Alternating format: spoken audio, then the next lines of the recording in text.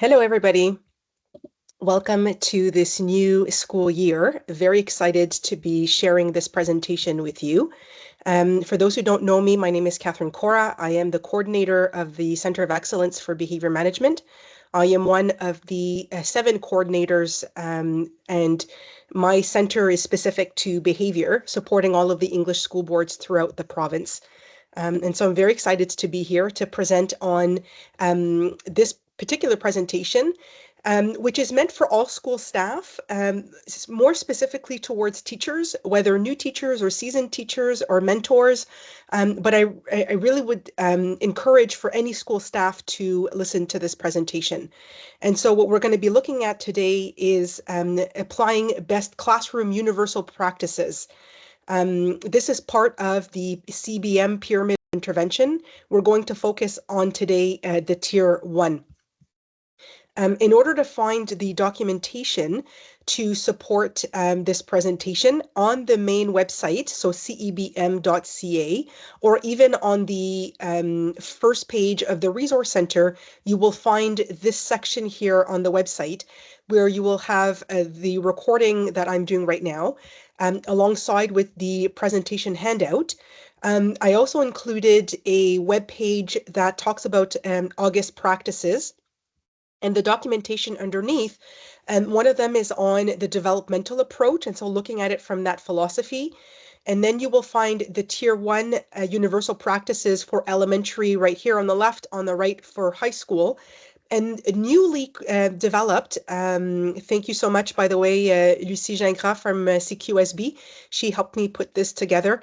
This was inspired by a document that Martine Demers had initially created, and also a document from Nancy Godreau, who's the founder of J'ai Mon Plan.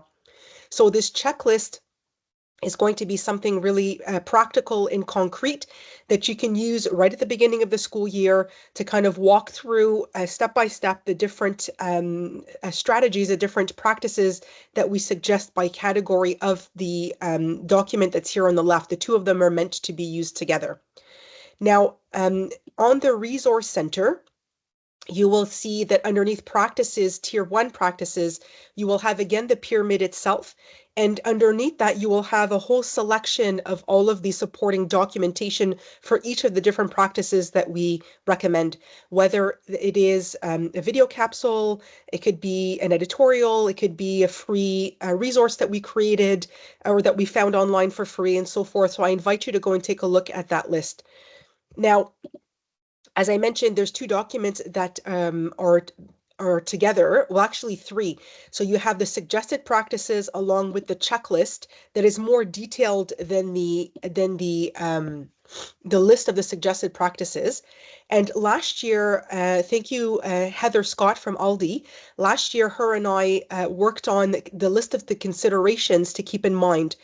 So it's kind of these reflective questions to walk yourself through as you're kind of going through tier 1 and you have perhaps a more difficult group or a challenging student, and you're trying to see that if you've covered all your bases before we move on to the next tier, this document here on the right-hand side is meant to be used in that way to help you situate yourself as to all of the different practices that you've put in place and whether you're at that point where now it's the time to move on to the next tier or if there's more that can be done at that tier.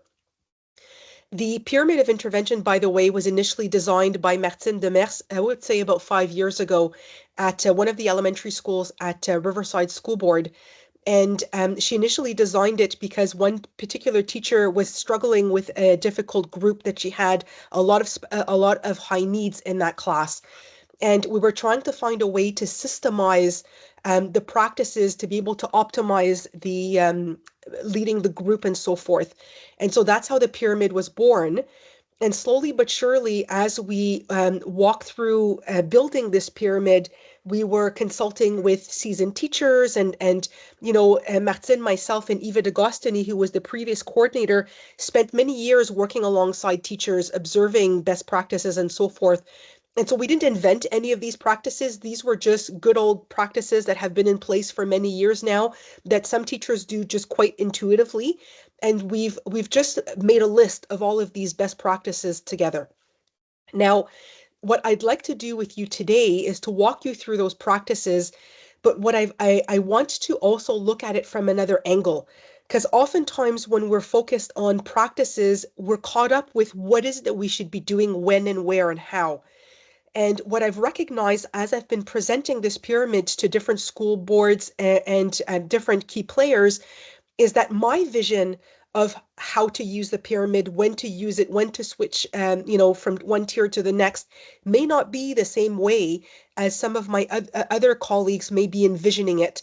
And so I thought it would be a good idea to take a step back and to share my eyes as to how do the team members from CBM understand the pyramid? Why did we put together this pyramid? Um, and so the question that's important is why. And so that's what we're going to be looking at today. And so I've got a version for elementary. I've got a version as well on the homepage that's available for high school. And of course, as I mentioned, we have a brand new checklist, which is meant to be just a practical, guiding document to walk you through and kind of see what practices are probably already in place in your classroom, what could be practices that you may want to consider later on, what are those that you're willing to adopt now, and perhaps there are some of these practices that you'd be curious to try, but you're not quite sure how to go about that.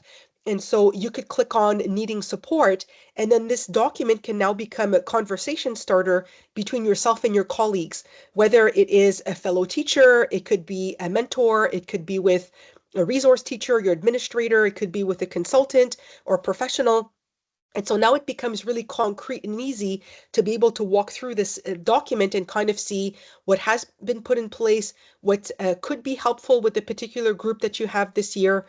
Now, this list is not exhaustive. I'm sure that if I were to talk to some of my fellow colleagues, like perhaps an occupational therapist or perhaps a speech and language pathologist, they may have additional recommendations to put in that are more specific to their expertise. Because my background and the background of Martin and Eva is mostly in terms of psychoeducation and so forth, of course, it was put together from that lens. But this list is not meant to be exhaustive. There could be other great practices that you are putting in place.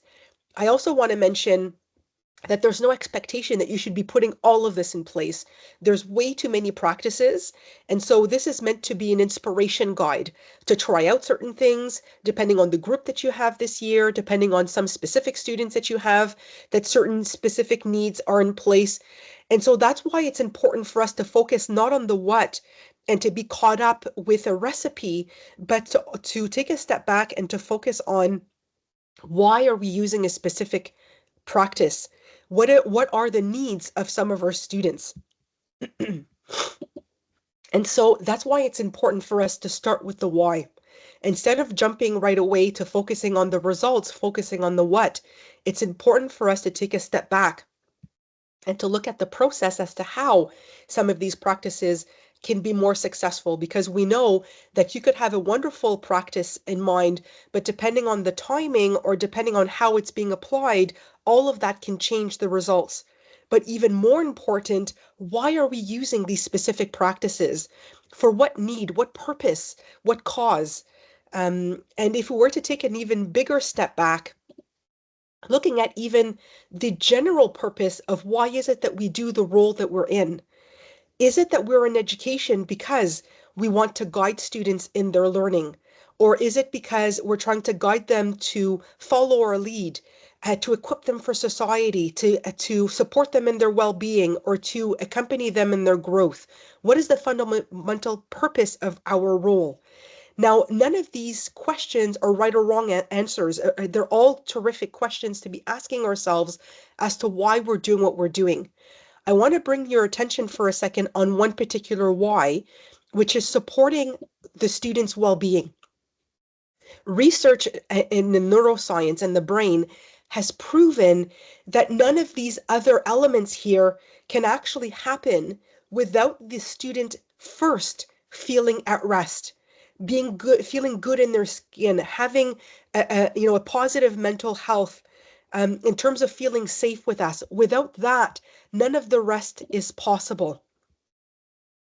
And so What I'd like to do with you guys today is to shift your lens a little bit, because if we don't have the proper why at the foundation, if we're not focusing on well-being as the starting point, it makes it really difficult for us to choose the right practice and to avoid those interventions that might actually make things worse. The thing, however, about the sense of safety, even if it's meant to be the starting point, it's very tricky to accompany somebody in bringing them to a place of rest, for them to feel safe. It's not something that we can make somebody feel. Just by telling them that the environment is secure, or by trying to convince them that you're the nurturing, warm, and welcoming adult. It's not something that we can force. It's not something that we can convince. This is something that naturally unfolds if all the right conditions are there. For those who may have read the book from Laurie Desautels called Connection Beyond Compliance, she talks about this, about the brain needing to feel safe and what could happen in the environment in order for that to unfold. Same thing with the book from Mona Delahooke called Beyond Behaviors. Mona dedicates a whole chapter on the safety as being the starting point, that without that, it makes it really difficult for the student to be receptive to anything else. And so we cannot control the behavior by demanding a student to be calm. Think about yourself as an adult. If you're really upset and you've got a colleague or a friend or a spouse that tells you to calm down and to relax, what does that do to you? I know for me, the first thing that it does is actually frustrate me even more. And so these are not things that we can command or that we can force. In terms of emotions, our kids have never been more filled with emotions. And when I say kids, I mean of all ages, from preschool to elementary to high school. This presentation is meant for all ages, even adult ed. Our students have never been more triggered by their emotions. We have never had more than now students that come into school, come into class, being anxious, being heightened in their emotions, being restless, being frustrated, and so forth. But what we've also noticed is that we've never had more than now students that are disconnected from their emotions. And so they're filled with emotions and react in certain ways, and they may have the language of emotion, but are they able to connect body and mind? Are they able to recognize what emotion that they're living in that moment, or are they just going through their days very disconnected? How can we help students feel their emotions, be more connected to their bodies? How can we help them be to a place where not only can they be more regulated, but where their well-being is quite present? We cannot impose to anybody to feel happy or to be positive in their thinking. This is not something that we can force out of somebody. And in terms of optimal functioning, this is not something that we can teach in a very intellectualized way, or that we can command. Being functional in an optimal type of way actually comes from the more primitive part of the brain. And so we know with brain research that in order to have an optimal emotional well-being, this doesn't stem from the neocortex, the thinking brain, nor from the prefrontal cortex executive functioning. This is actually rooted in the primitive brain and in the limbic system, where you have the instincts and the emotions. In order to cater to the more primitive part of the brain, it's not about having an intellectual conversation. It's about setting up those conditions in the environment in order for the student to feel safe.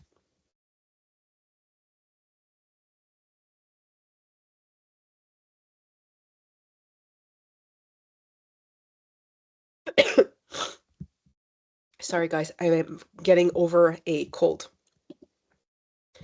So, the thing about the brain is that it can only do one thing at a time between these two realities. Whether the brain will be in survival mode, and if the brain is in survival mode, then there is no space in order to put focus on rest and growth. And if they are not in survival mode and are in the rest mode, then there is space in order for growth and development to unfold. And so brain needs to be at rest, needs to have safety in order to grow. Because if the student is not in a state of safety, in a state of rest, then they are not receptive to learning. even if you have a terrific pedagogy in place, you've got all of the best intentions, you've got these wonderful lesson plans. If the student comes into your classroom in survival mode, they are not available for learning. And if they're not available for learning, then it makes it really difficult on your job. But if I go back to the brain development, then the brain cannot get all of the executive functioning it needs for the higher functioning type of abilities. And we'll talk about that later in the presentation. But it's really important for us to be able to distinguish if you have a student that is going through some sort of traumatic situation and is just caught up in their trauma, or you have a neurodiverse student that is overwhelmed by their sensory experience, then it makes it really difficult for them to be able to develop all of the abilities for them to be successful in the classroom. And we're going to look at that more closely. So I want to take a second here to focus on, and there probably are more categories of students that need our support the most, but today I want to talk about these four categories of students where you have the student with the history of trauma. You have the student who is immature. So immaturity could be our little ones, so or K4, K5, but it could also be our older students that just were so defended that they haven't had the opportunity to mature and to grow up. And so they have bigger bodies. They're older, but they haven't matured. And they're still very much like a preschooler in their brain development. Talking about our neurodiverse population or ASD kids or any other categories that fit in that under that umbrella of neurodiversity. And those students that are hypersensitive that may not necessarily be neurodiverse, but are still, having a hard time, whether it's intense emotions, managing those emotions. It could be a sensory overwhelm and so forth. And so for all of these four categories of students, if they do not get what they need in their day-to-day support, then this may lead to overwhelm where they have an overreactive stress response. It could be that they're overloaded in their sensory experience. It could be that their defenses come up so highly that they spend their days not being themselves. They're in their armor, in their emotional armor, that they're stuck emotionally, that they're not feeling their emotions. They have a hard time adapting to situations, to transitions, to new learning, and so forth. They have a hard time connecting to adults because they're not sure they can trust them, and so forth. Whether they've been given the message from home that school's not safe, whether their families have had their own, bad experiences with school. And oftentimes, some of these kids tend to be more oriented towards their peers than they do towards adults. And so it makes it so much more difficult for us to be able to support these four categories of students. I want to bring your attention for a second to this chart where we're going to look at the stress response depending on the degree of stressor in the environment.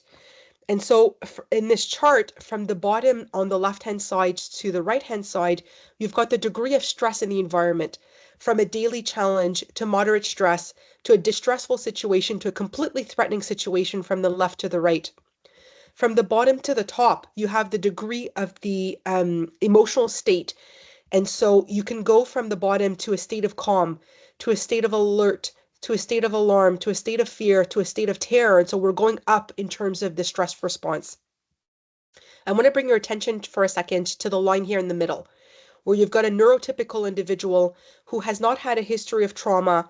And you can see that their stress response is actually appropriate, proportionate to the stress response in the environment. And so, of course, in a daily challenge, they're able to manage where they may be to a state of calm, to a state of alert. And as they get to a more moderate stress, they move on to higher states of emotions. I want to bring your attention for a second on the line here on the left. The line here on the left that Bruce Perry calls the sensitized individual is basically these four categories of students that I referred to just prior. And so we can see just in daily challenges how quickly the amygdala reacts and how we go from a state of calm to very quickly to a state of alarm and even fear in a situation of just daily challenges. And then their stress response then tapers off and becomes more proportionate to the situation at hand. Now, I want to bring your attention now to this line here on the bottom, to the resilient student. Now, the resilient student is not necessarily neurotypical versus neurodiverse or sensitized or whatnot. It could be a combination of many different types of students. I want to bring your attention down here to the fact that in daily challenges, those students are able to manage and to get through that lesson plan or get through that period or that school day. And so it's not that we want to manage in a distressful situation. Of course, they're going to react accordingly. But ideally, we want to help students manage, whether it's down here or here, to be able to cope in daily challenges because this is where they're at in our classrooms. Now, the number one thing that will help a student become resilient and to grow in their resilience is the sense of safety. Safety really is that starting point. Now, a lot of the different conventional practices that we use, even if they are positive, are too late when we are looking at this chart. And so that student that is completely dysregulated in their daily challenge, if we expect them as they're dysregulated or as they're frustrated to ask for help, to go and take that break, to head to that calming corner, to access their coping strategies, in that situation, it is already too late. Because the moment that the student is upset and they're at a state of alarm or fear, they are no longer receptive to be able to access a more calm and regulated part in their brain to be able to access their tools. And so for those students, when they're at that place of upset, something else needs to happen. Something else needs to be put in place.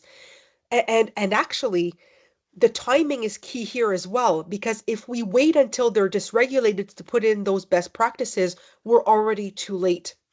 Things like when we're at the point of de-escalation, where we don't have a choice to resort to restraints and isolation, or that we're resorting to discipline measures like detention or suspension and so forth. A student is not learning from those situations. There is no growth that is happening there, and we are already too late. And so prevention, being proactive is key.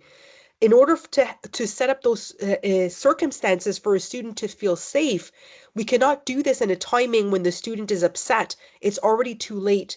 We need to try to think about time and space that is preventative in order for them to maximize the capacity to benefit from that tool or that strategy. And so what students need from us, from the adults, is for us to be intentional. If we're thinking about prevention and being proactive, thinking about creating an environment that is intentional, that will help the student feel safe and supported. What is it that we need to put in place, whether it's the physical environment, the social environment, and so forth, to be able to help bring students to a place of rest? In terms of that sense of safety, part of that sense of safety is the belonging. We are beings of connection.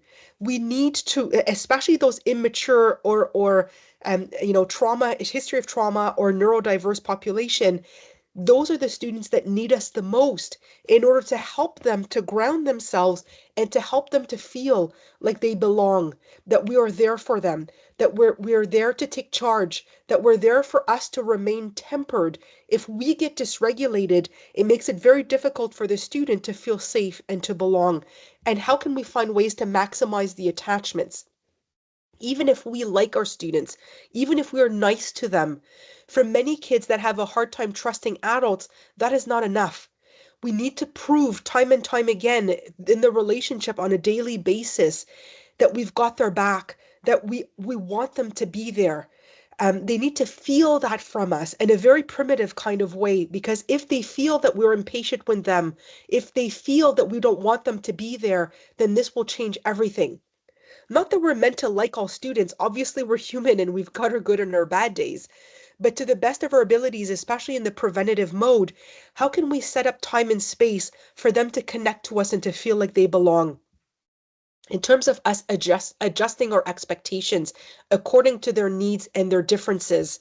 So going back to those four categories of students, that neurodiverse population that need to have certain things in place in order for them to be successful because they do not function like neurotypical individuals. Immature students need to be compensated in their immaturity because they cannot be successful on their own without that compensation. Same thing with our trauma students that get triggered by different situations. How can we help compensate with that triggering? And the hypersensitive as well. We know they're going to react. And so we need to anticipate that reaction and not be surprised by it. And so to be able to adjust our expectations, to be able to compensate for those possible challenges, and to rely on those structures and routines to support them. And so we're going to look at that in the pyramid of intervention for tier one. We're going to look at how can we be intentional in setting up the environment. How can we set up, foster a sense of safety and belonging? How can we compensate with the structures and routine to help them be more successful? In terms of coming alongside the stress response to be able to co-regulate with our students, again, looking at tier one, what can we do in our best practices to help come alongside that stress response? How can we manage the circumstances for students to be more successful rather than focusing on the symptoms of the behavior and trying to manage that? In the behavioral approach, this is the way that we do things, where we focus on um, the defiance or the resistance, the opposition. We focus on the anxiety, we focus on the attack, and we try to contain and control that behavior. It's very different, the developmental approach, where we focus on what the student needs and for us to be able to compensate to bring them to a place of rest and for them to be more successful. We're trying to manage the circumstances rather than trying to control the student. And providing opportunities, especially for those students that have a hard time feeling their emotions and that are triggered left, right, and center by those emotions. How can we, in the preventative mode, set up times and space for them to be able to let out those emotions, express them, and to be able to bring those defensive down enough that they're able to feel those emotions? And so that is the whole purpose of the pyramid of intervention, to focus on all of these things as the bottom line. So the pyramid of intervention, as I mentioned before, is available for elementary and high school. I am currently working with a team on building a version for K4, K5, and so that's to come. And so today we're focusing on tier one, but there's also a section for tier two and tier three on the general document of the pyramid of intervention. And along with each tier, I also have a list of considerations, not just for tier one, but also for tier two and tier three. Now, before we get into the practices themselves, I want to focus for a second on the fundamentals behind the pyramid of intervention. I could spend hours on this section. I'm really going to touch upon it very quickly, and we'll get back to that in other presentations this year. But the pyramid cannot be successful, fully successful, without these fundamental in place. The first one is that the pyramid needs to be applied in a more systemic way, more proactive approach. We cannot wait for the problems to arise in order to deal with them. And so I first of all, that's why I'm addressing this presentation not just to teachers, although teachers are the central focus today. It's important that we're all on the same page. All of the key players in a school team are meant to have a common vision, a common language, that are meant to work together as a team. Without that, the pyramid cannot be fully successful. Even if tier one best practices are applied mostly by the teacher in the classroom or other adults, key adults that are in the classroom with the teacher, tier two and three are meant to be applied not by the teacher by themselves. We're meant to apply these together as a team. No single adult is meant to manage a challenging student by themselves all the time, full time, all year round. Any adult that is working with a challenging student alone, not only is it highly challenging, but actually can lead to burnout. We want to be able to think not just of the mental health of our students, but also the mental health of our adults. And how can we support those adults in being successful with these students?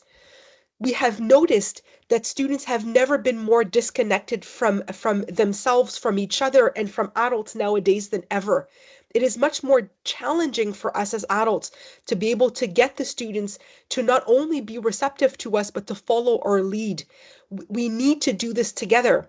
Think about that saying, it takes a village, not just in families, but in a school setting as well. We need to work together and making things more systemic, where we're all together supporting each other, but also more systematic, that it's not just about addressing emotions on a Friday afternoon in a certain period. It's about doing this day in, day out on a daily basis. In terms of being proactive, not waiting for the student to be dysregulated to apply that certain strategy. Because not only is the student not receptive and completely dysregulated, but also they are not hearing us when we're trying to talk to them. Research has shown that the auditory processing is the first thing that goes away when a student is dysregulated, or any person is dysregulated. And so they're not hearing what it is that we're saying. They're only paying attention to our body language and to our tone. And so it's important that we have things ingrained in our routines and structures. And so it's not something that's new that we're trying to teach them in that moment. And so giving priority to prevention, fulfilling those primary needs of safety and belonging, feeling rest and play. Many students cannot allow themselves to be vulnerable without being in a situation that is non-threatening. And so play can be an interesting way through different playful activities to be able to get them to explore and to become more familiar with some of these emotions that are more threatening to them. The other thing that is so important is the adult response. That we're part of the equation, especially our more vulnerable population. They're very attuned to where we're at in our stress response. They can get triggered if we are dysregulated. And so being reflective in our practices, keeping ourselves in check, honoring where we're at in our emotions. If we notice that we're not having a good day and that we're dysregulated ourselves, it's important to work as a team and to count on our colleagues to be able to step up and to be able to help work alongside us. And I mentioned this already, for us to have a common vision, a common language, to work as a team, that we share the weight and that responsibility of these different students, and that we empower each other. And of course, the importance of communication.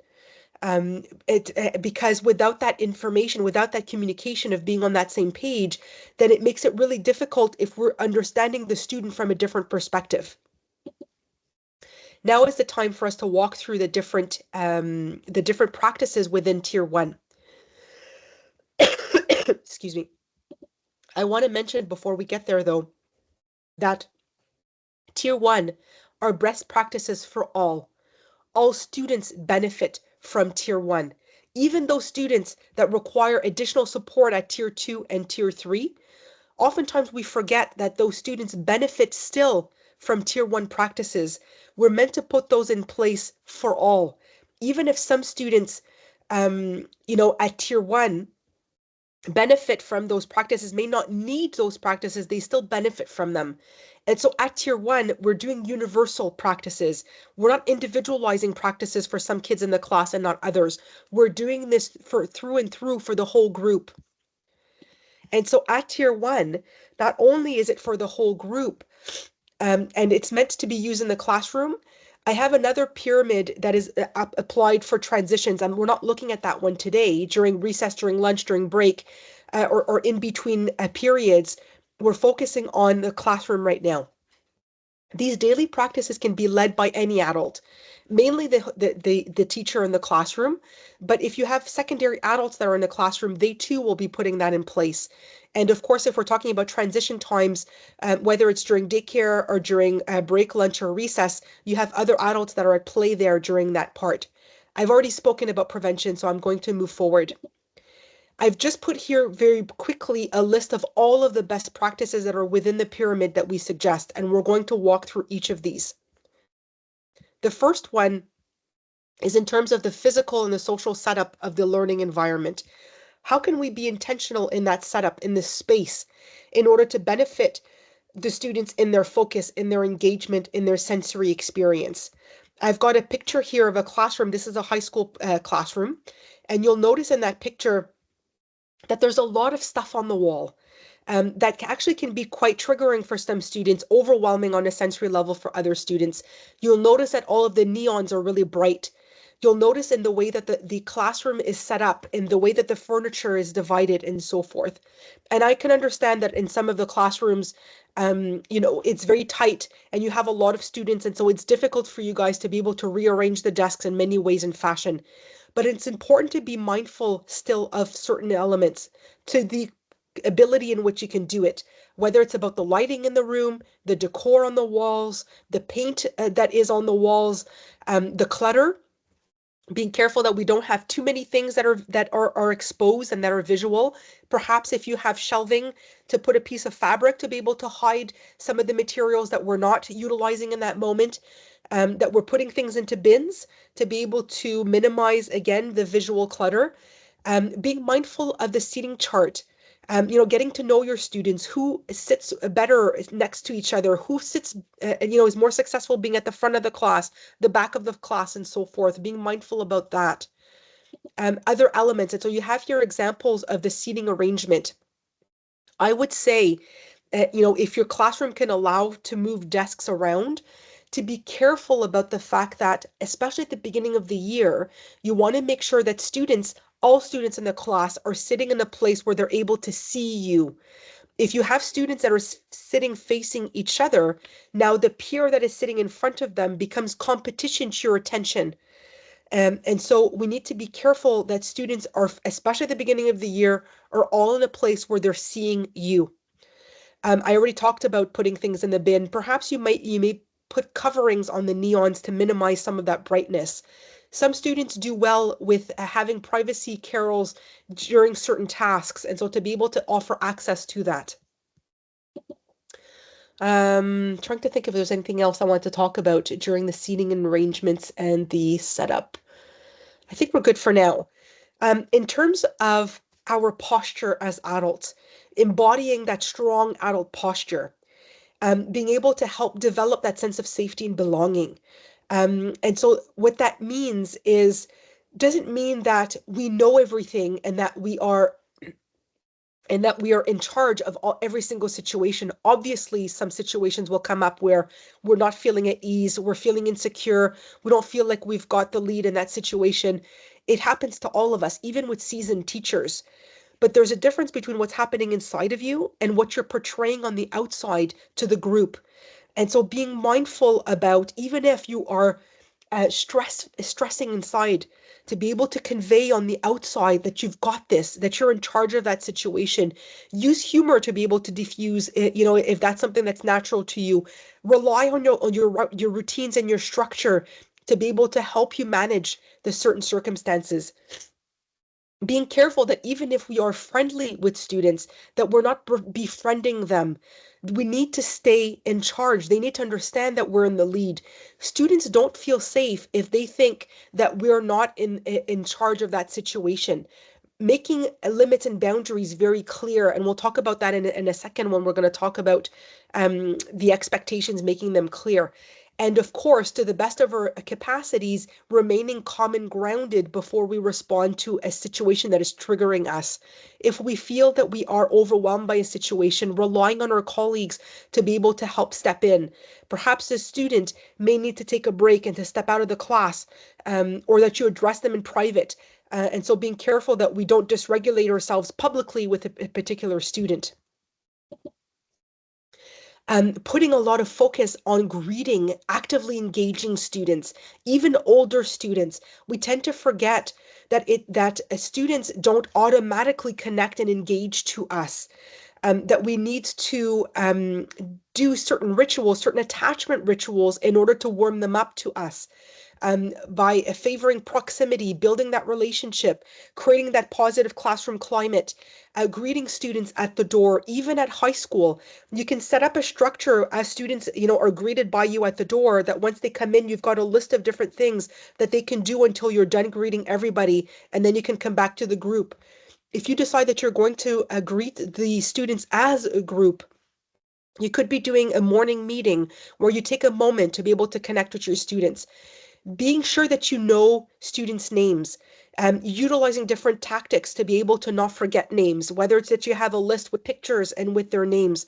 I remember last year my daughter saying that one of the teachers that she had in high school, she had a really hard time connecting with her because even by March, she couldn't remember students' names. And that was really insulting to her. It made her feel like as if the teacher didn't care and wasn't interested. And so students' names can be something that's really important to remember.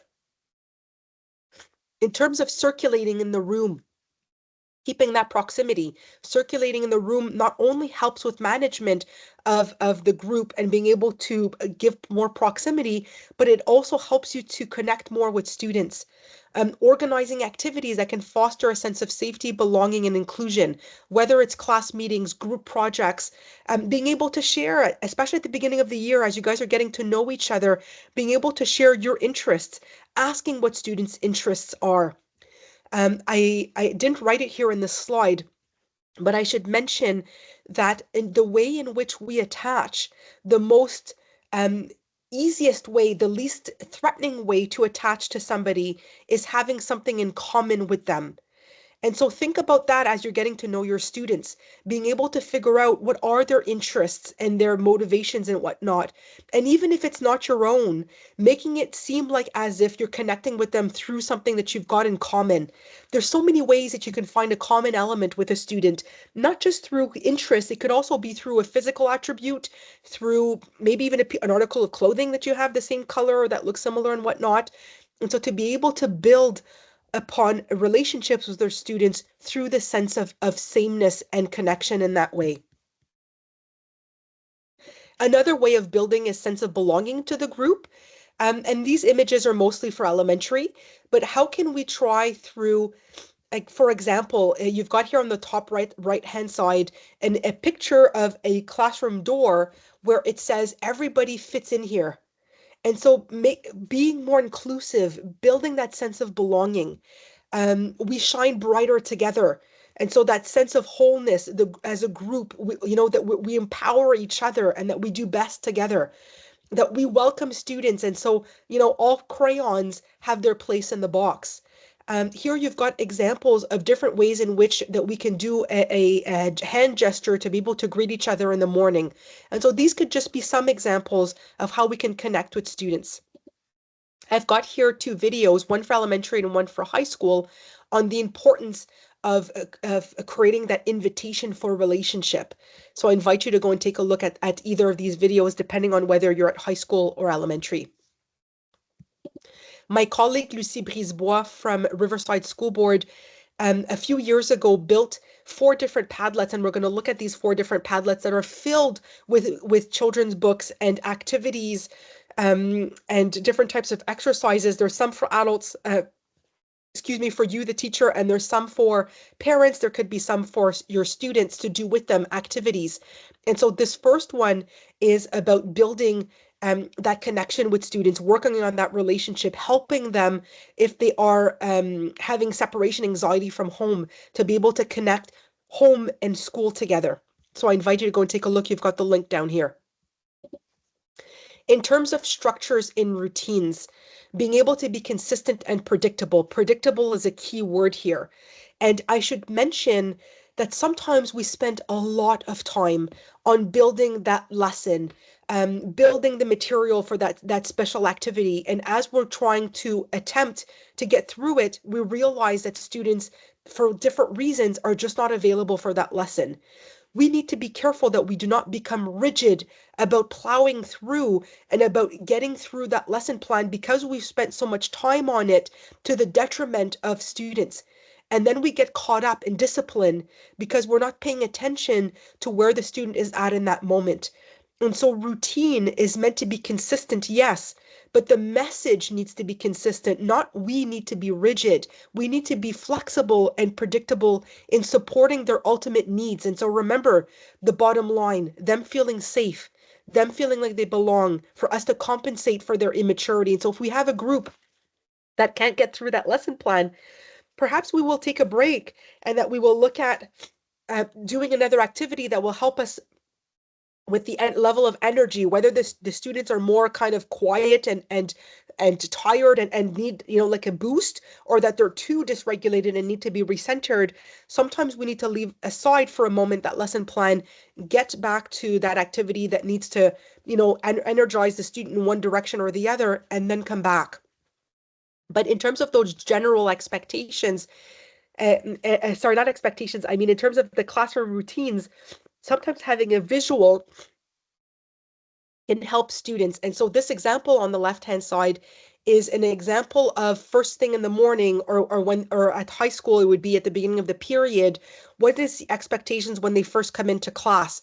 Whether it's about, setting up their materials, or that we've got, in our classroom, different bins to organize the materials. I've got a page here with the picture where you've got different trays, turn-in trays for the different assignments, so they know where to turn them in. Having clear and explicit routines around the morning arrival, around transitions, the end of the day, or the beginning or end of the period. In terms of homework and assignment turn-in trays with labels, in terms of setting up structures around independent work, and asking for help, around notifying students when possible if there's any changes in terms of special activities, or if there's a substitute teacher.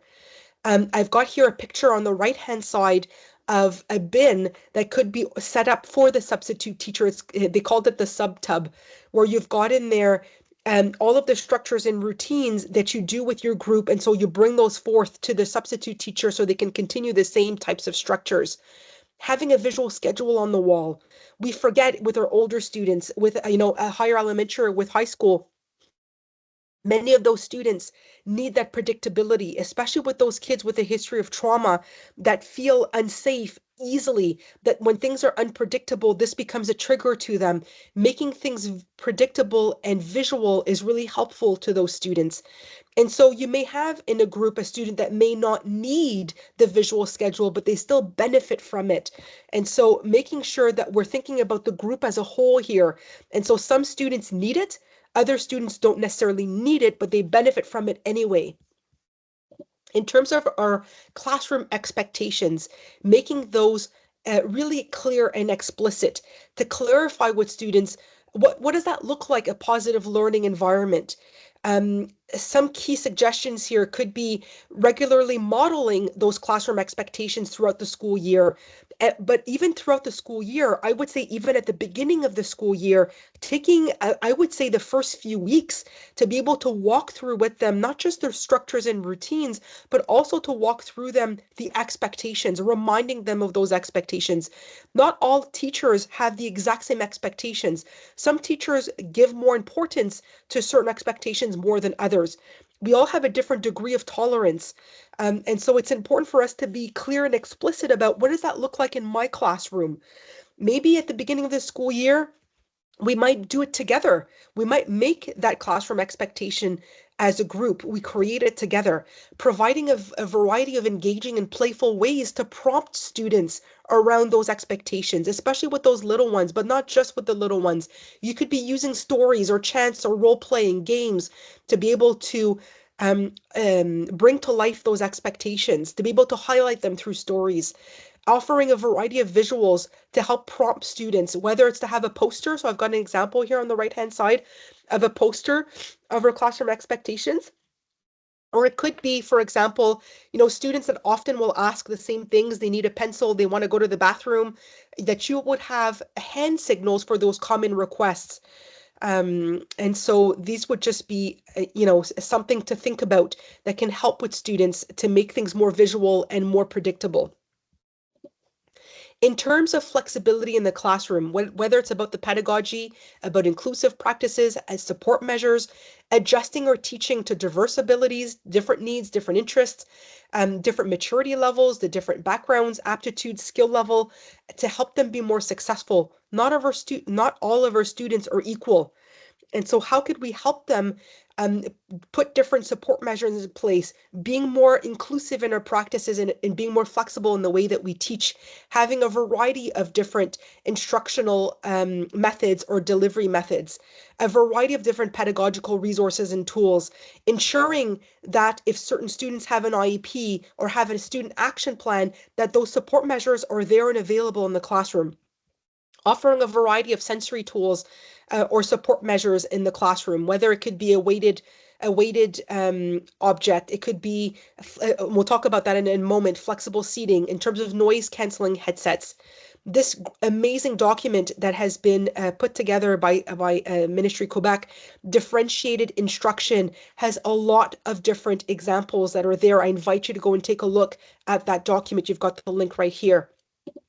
I've put together also another table divided by the different executive functioning skills of different tools and strategies that could be put into your classroom, whether we're talking about organization, about planning and prioritizing, in terms of task initiation, achieving a goal, time management, focus and concentration, working memory, problem solving. All of these different examples of tools and strategies can help students be more successful with their different executive functioning skills.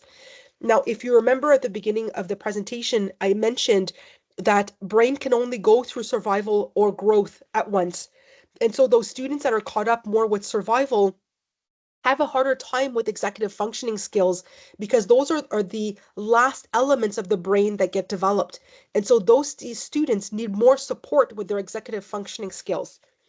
So I invite you, I won't be reading them through. I invite you to go and take a look at those different tools and strategies. In terms of cross-curricular development, that is just as important as and fit into executive functioning skills. It's not just about the subject area at hand, about core subject or about the specialty subjects. It's also thinking about their ability to access information. How are they're optimizing their methods in terms of communication, in terms of collaboration, being able to give them a variety of activities where they can explore and better understand, for example, how to manage their stress through all of these different types of developments. In terms of using a variety of activities, group projects, where they can learn to cooperate with each other and to figure out different ways to access information, to optimize their methodology, and so forth. And so you've got, again, documentation that has been put together. You've got one for elementary, one for high school. I invite you to go and download them and take a look at them more closely. In terms of emotions, the ministry has decided, in the next 5 years, they have a special initiative that is coming out that has started last year. And so what's the word? Be open to receiving that information. It's going to be coming out soon about, and some schools already do this intuitively, but what the ministry is going to do is they're going to impose a certain amount of hours around emotional literacy, about talking about recognizing emotions, finding the right words, expressing emotions, and having all sorts of activities around emotions. And so I'm talking about the government because this will become something that will be mandated. There will be a certain amount of hours that will be mandated. But the thing, though, that I have to say, and I mentioned this earlier in the fundamentals of the pyramid of intervention, um, accompanying emotions cannot just be done on a Wednesday afternoon. It can't just be done in a specific, period or in a specific subject area. This is something that needs to be sprinkled throughout the days, throughout the week, throughout the month, throughout the year. These are things that we do on a daily basis in everything and anything that we do. There's a book that's called SEL Every Day. I forget now the name of that author, my apologies, but she actually gives tons and tons of examples in her book about ways that we can tie in emotions within academics, whether it's with math or with literacy or whatever, different subject area at hand. There's a way to be able to tie that in. There are different mediums for that art teacher, that music teacher, that drama teacher. My goodness, you could take advantage with your different mediums to be able to bring emotions to life, to use those mediums for students to express those emotions, to discover their emotions. And so the thing that's most important is that, as we're labeling, being careful about labeling emotions that are good emotions and bad emotions, not bringing students to a place where they're feeling ashamed of those emotions. All emotions have their place, and they just need to be channeled appropriately. For high school students, there are, other types of tools that we can use. For example, the emotion and feeling wheel. I invite you to go and take a look at that. You can Google emotion or feeling wheel and you'll find that on the internet. For elementary, there are, and also high school, I don't have examples off the top of my mind of books on emotions for high school. I'm sure there are, but for elementary, I've got links with examples of children literature in terms of using play, drama, dress up, and different types of emotional materials. I do have, however, on this bottom link, a tool that I created specifically for high school. And so I invite you to go and take a look at that. It's called the Squawk Box. And so those are free. You can just download them off the CBM website, and those can be used to help students explore their emotions. I mentioned that Lucie Brisebois created 4 different Padlets. You've got 2 other Padlets that she's created here, one on being able to name emotions, and the other one on ways to express emotions through creative arts. And so you've got a list of different books and activities that are there, the hands-on activities to help you use those to accompany students with their emotions. And so using different types of expressive playgrounds, whether through singing, storytelling, journaling, poetry, drama, dance and movement, playing, musical instrument, through art, all of these different things can be mediums in which we can help students discover and express emotions. Many of these can be done at the high school level. Doing slam poetry, for example, could be a great example of that. Now, emotions are not just about having the words and talking about emotions at a more intellectual level. We really need to bring it down to the sensations in our bodies. Many students are afraid of their sensations, don't know what's happening with them. They think something's wrong with them. They think that they are sick or something. And so we need to be able to normalize emotions through senses, being able to help them connect body and mind. And this can be done both at the elementary and at high school, to explore making sense of our bodies, building that language around the nervous system, beginning to identify the solutions and the possibilities of, if we have certain emotions that are triggering certain sensations in our bodies, what are those tools and strategies that can help us channel those sensations in our bodies? Here are examples. ANS means the autonomic nervous system. And so for us to be able to be attuned to that system, to recognize in our bodies, having the silhouette exercise, what is it that's happening in my body right now? If I'm feeling afraid, if I'm feeling stressed, if I'm feeling frustrated, if I'm feeling happy, what are those different, sensations happening in our bodies? There's some books that exist on listening to our bodies. My body sends signals to me to be able to normalize that. Hannah Beach, from the book Reclaiming Our Students, created an inside out handbook that is free when you have the book. And though she has activities there to be able to explore and express and name these different emotions. And those activities are done both for elementary and high school. In terms of having flexibility in our classroom, many students need movement in order to optimize their focus and their engagement in the learning task. They do not do well sitting full time on a regular desk and chair. Not that we should remove desks and chairs altogether in the classroom. There is still place for a desk and chair, but is it possible to offer a variety of different things, a variety of different seats, or a variety of different workstations? And so some students do well, and it doesn't have to be all day. It can be depending on the learning subject or the task at hand, that they may do a variety of different ways into standing or to sitting on the floor with a clipboard, or to have a certain type of seat that can help them move. And so regular modeling, the proper use of these different types of seats. The biggest challenge that I see in these seats is not the seat themselves, but in the way that we are intentional in providing those seats. Not all seats do well with all students. Some seats are beneficial to some students, and other types of seats can actually be a trigger, or can actually distract a student further. So we need to try different things out and see which one work for which student. We need to introduce those tools. They need to be called a tool, not a toy. So the student understands that they're not using it for fun, they're using it for a specific purpose. It needs to be modeled. It needs to be structured. It needs to be followed up. If a student doesn't use it properly, we need to show them what is an appropriate or an inappropriate use of that tool. When and where and how are they using that tool? And so forth.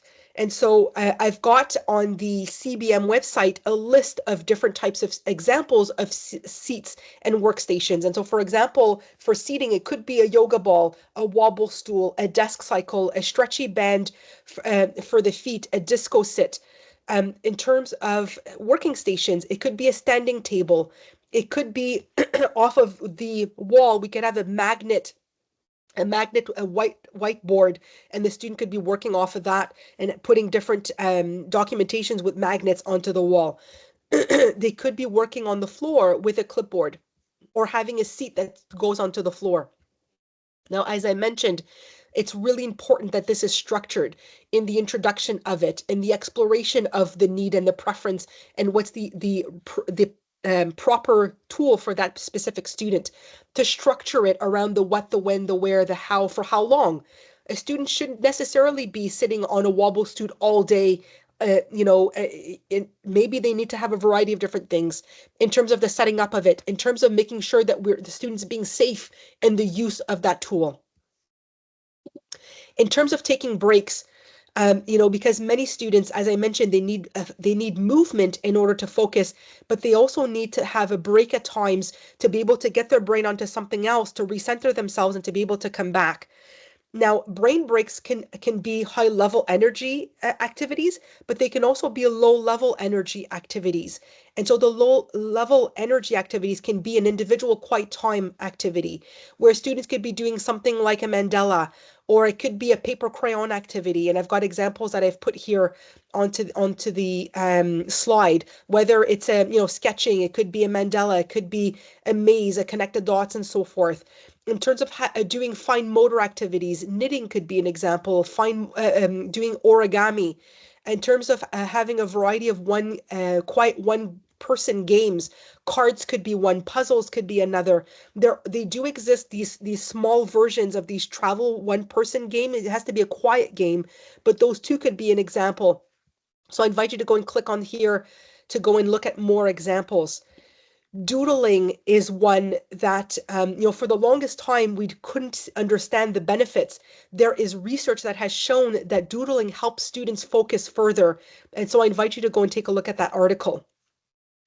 If students need a break that is a bit separated from the rest of the group because they're being distracted, whether it's, from the visual sensory, and whatnot, to be able to move away from the core of the group, that need to have a bit of less proximity, having a designated area in the classroom or in the hallway could be a way to get the student to recenter themselves, or that if they need to do a task where they need full focus and they're distracted by the group and they just need to have, a space where they can have more privacy, a classroom designated area can be a perfect way to be able to do this. Now, I could understand that not all teachers have their own classroom. I forgot to mention this in the physical setup of the room, that not all teachers have their own classrooms. Some teachers share classrooms, or some teachers don't have space in their classrooms in order to be able to have a corner. So part of presenting all this material to everybody, not just to teachers, is for all of us to be on the same page about what is it that we're going to be putting in place in the classroom to maximize success for all students. And so if we can be on the same page about the setup of the room or about having a designated area, this would help students that are having a hard time being successful without those supports in place. And again, similarly to the flexible furniture, we need to introduce and explain the expectations around the use of this designated area. Who gets to use it, when and why and for what? This needs to be modeled, and that we remind students that the tools that are there are not toys. They're not going there to have fun in the corner. They're going there for a specific purpose. Tools that are put into the corner could be things like a noise canceling headset, could be breathing aids, sensory tools, calming nature scenes, books, emotion cards, and so forth. A student that may need more individualized could have a bin that is put there in the corner with their own tools, or certain students are sharing certain tools. I mentioned that some students some teachers, excuse me, if they don't have space in the classroom to have a designated area, could be doing it in the hallway. Now, we just need to be clear that the message to the students is they're not being sent out of the class because they're misbehaving. They are going to access a tool outside of the class that is there to answer to a need. It's all in the way that we present the tool. And so, as I mentioned, the difference between a tool and a toy, any tool can be used as a toy if it's not been introduced properly and that the student doesn't understand what's the purpose of using that specific tool. And so they need to understand that it could be to meet a certain need, whether it's for movement or sensory input, or to be able to change their energy level, to help them focus and concentrate in terms of relieving their stress and so forth. And so the student needs to be in the know of why they're using that tool, to explore which tools work for them or not, and to select the appropriate ones. In terms of brain breaks, I mentioned earlier in the quiet activities that you can have a low level energy activity, but you could also do a high level energy activity. And that can be done through fitness drills and things like that. And so again, I have a web page dedicated to different types of brain breaks. Now, I mentioned fine motor activities, but other low-level activities that can be done for brain breaks as well could be yoga, could be stretching and breathing. It could be telling jokes or doing riddles or charades or something like that. And that could be enough to get students to let out that energy and then be able to recenter themselves and to come back.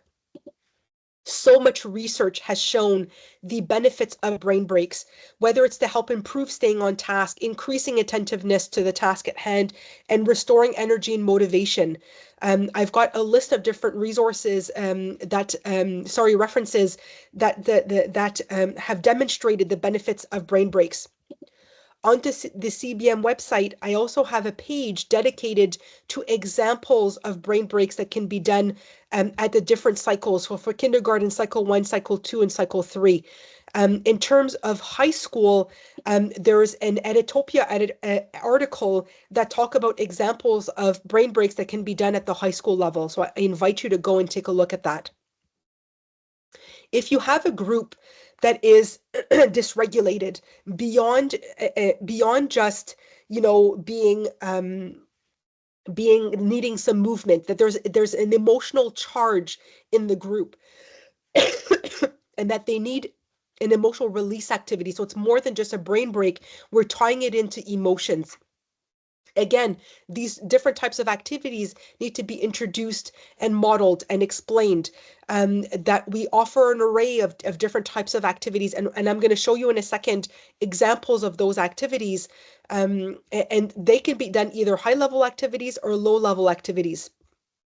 In the Inside Out handbook that I mentioned earlier, if you click onto Reclaiming Our Students, a link here, and that you put in the password experience, you will get a free copy of the Inside Out handbook. In that handbook are examples of activities such as drawing the music, where the teacher would be playing a piece of music, ideally something with a variety of different sounds within that music. So classical music would be a good example of type of music to use, and that with a crayon on big paper, the student will be following the rhythm of the music onto paper. The purpose of that activity is to help students discover that emotions have different rhythms, and that emotions can come in a very slow rhythm, but then can go in a very intense rhythm, whether we're going from being at rest to being frustrated and so forth. And so to help students discover the intensity and the rhythm of their emotions through music. A similar activity could be done through what she called "Which Leaf Am I?" And there's on her blog a free editorial that describes that activity, and students get to mimic what a leaf can look like. And so this could be really appropriate during the time of the season of fall, that students can go and get a certain leaf, and depending on the shape of the leaf and the color of that leaf, will then give a different experience rhythm to whatever it is that they're describing from their leaf, and they will act it out through movement and dance with music. And so and all of these activities, I named two of them that are more elementary, but there's many of these activities that can be adapted to high school. So I invite you to go and take a look at that Inside Out handbook.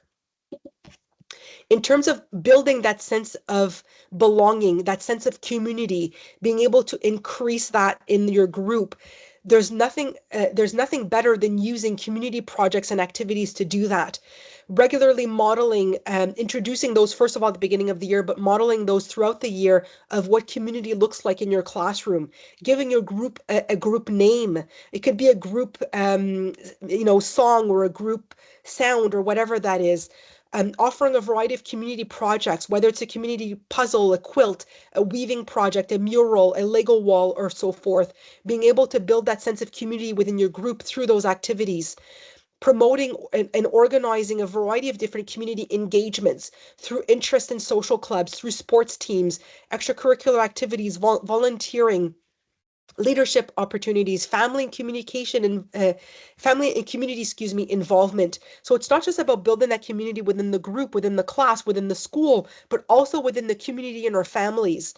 And so that's so important to be able to build that to help students feel safe, especially with those families that have had negative experiences in the past with schools, for them to have a second chance in rebuilding a sense of connection to the school. Another strategy, or not strategy, practice, that we recommend is to bring students outdoors, especially if you have a very small physical classroom and that students are very tight together and that they need to move. There is nothing better than bringing them outdoors, being able to breathe that fresh air, being able to have more space, so them to not be all stuck together like sardines, to be able to give them movement. Your brain break could be happening outside.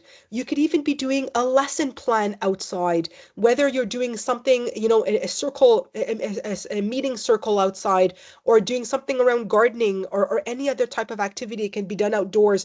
It could be a scavenger hunt. You could tie it into learning.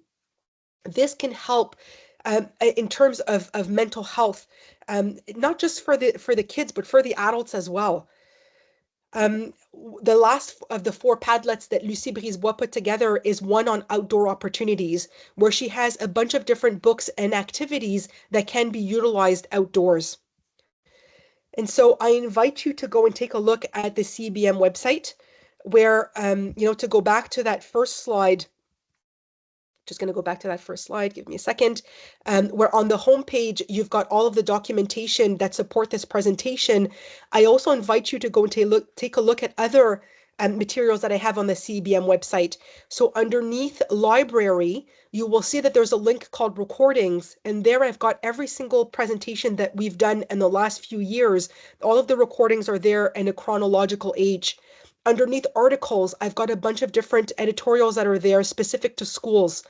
Um, these under practices, I actually have a section specific to high school, because right now on the resource center, although I've put some of the high school material there, most of the material on the resource center underneath the practices tier 1, 2, and 3 are mostly geared towards elementary. But underneath practices to secondary, I've got them specific to secondary there. Now, if you click onto the resource center, it will bring you to the second website, which is the CBM Resource Center. And underneath practices, you will find tier 1, tier 2, and tier 3, and there you will find all of the supporting documentation for the tier. If you click onto challenges, you will find pages on different types of challenges, like, for example, alarm and anxiety, frustration and attack, opposition and resistance. And there you will have some webinars that make sense of these different challenges, and that will give recommendations on how to better support students that are struggling with that specific challenge. Under materials, you will find not just materials here, I link it back to some of the pages on the materials section. You will find, for example, a whole section dedicated to emotions. You will find a whole section dedicated to brain breaks. You will find a whole section dedicated to the designated area in the classroom and so forth. And so there's a video capsule and there's supporting documents. I invite you to go and take a look at all of that. And so I thank you for taking the time to listening to this presentation. I hope that this was useful to you. And this is a first of a few that I will be doing this year. And so welcome to a new year. I hope that this has inspired you. I hope that this has given you ideas. And I welcome for you guys to go and peruse the website with tons and tons of tools and resources. And I look forward to seeing you soon. Thank you so much. Have a good day.